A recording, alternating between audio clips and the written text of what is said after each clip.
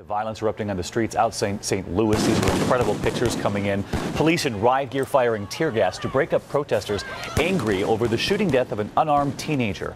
The police chief weighing in on whether or not to reveal the officer who shot him.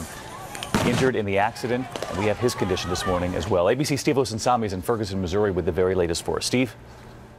There are many people here who believe the police could be using a much lighter hand. They arrested 2 reporters last night and an elected official, they say, because they didn't move fast enough. A state senator says she had tear gas thrown at her, and she approves the budget for the state patrol. Even President Obama has been briefed on the developments here.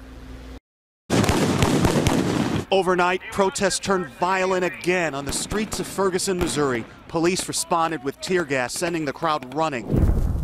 These killer cops have got to go! As civil rights groups protest the police shooting that killed 18-year-old Michael Brown and the lawsuits mount, the chief of police telling ABC News his officer was hurt in the incident.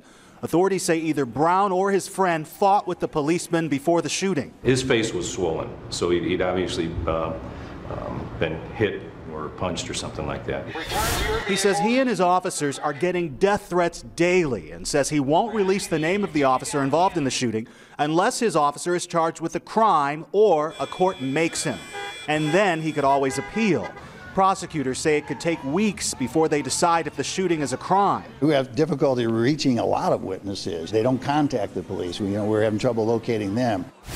They are talking with Dorian Johnson, who was walking with Brown when he says the officer tried to get them off the street. He tried to thrust his door open, but we were so close to it that it ricocheted off us and it bounced back to him. And I guess that, got him a little upset. Take a look at this exclusive video from the scene. There's the officer's SUV. Police say he started shooting from inside. He shot him 8 times. Listen as this neighbor describes what she saw. First shot, he shot off before the other shot. He stood over him and pow. For now, the concern is that racial tensions here are about to explode. There's been a lot of talk about whether Michael Brown had a record, which his family feels is an offensive question. But this morning, St. Louis County says no arrests, no convictions. David? All right, Steve Osensami has been there every step of the way for us. And he's going to stay there.